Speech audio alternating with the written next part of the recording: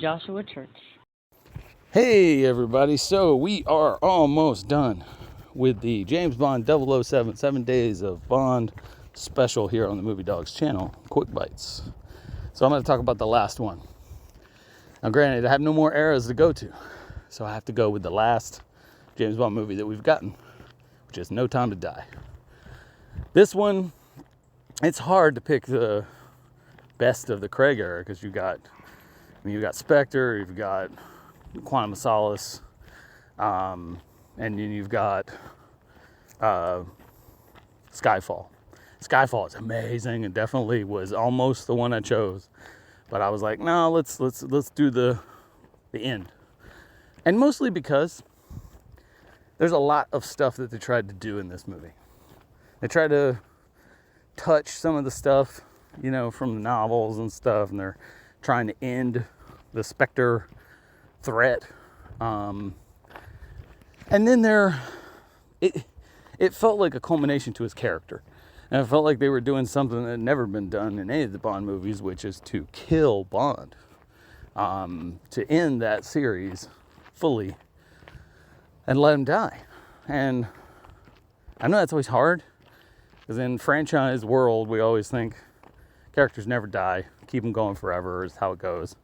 There's always plot armor, there's always something. But to let him die and let him die on his own terms, let him die for the thing that he never had as an orphan, family. And I thought that was really well done. And of course you had an outstanding, villain. And of course you had outstanding characters throughout, great music. And Daniel Craig absolutely giving it his all because he knew it was his last Bond. But to me, No Time to Die is a really good entry, with some outstanding visuals, and everything felt sleek and luxury level as most Bond things usually do. But for me, it's the bravery of allowing a movie to actually end, and a series to actually wrap up an iconic character to meet his end. And so to me, it'll always be one that gets rewatched and gets recommended just for that. And the plot, there's problems with the plot. let's just be real. There's problems with the plot. It's not the best plot in the world. And I do think the whole, well, you got nanomachines in you, and if he interacts with his daughter, after he was infected at the end by the bad guy, that she'll die. But my whole thing is I'm like, look, that's fine for a stealthy, we're gonna kill her without you knowing kind of assassination plot. But otherwise, couldn't you let Q analyze her blood? Couldn't you, since they're nanomachines, couldn't you, run like a burst through her body that would, short circuit the robots or something? I mean, there's got to be something you could do and just keep Bond quarantined until you solved it.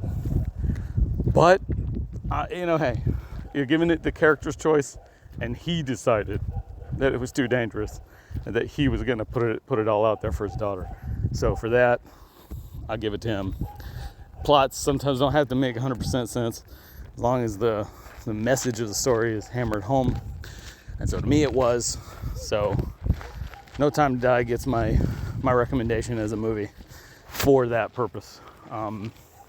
Otherwise, it probably would have been Skyfall, which is amazing. I'll talk about that in my Daniel Craig retrospective. But I appreciate all of you for taking us on this journey, for listening to all this and paying attention. And no matter how few you are, I don't care. It's just fun to talk movies, and I'm always happy to talk movies with you. So until next time, stay shaken, stay stirred, watch movies, watch James Bond, and look forward to playing that game. Should be really cool. So talk to you soon. Appreciate you guys. Bye.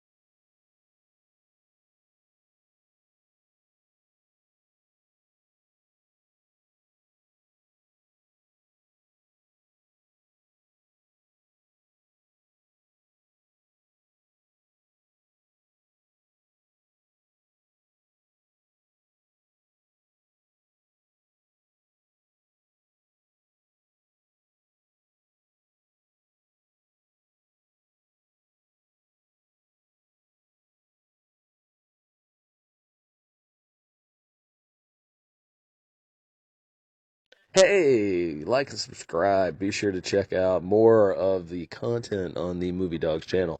All the reviews and cool remarks and cool guests like me, Josh Church, the owner of River Monster Comics.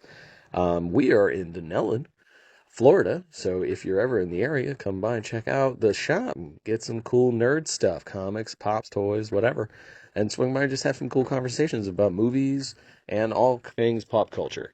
We appreciate you. See you soon.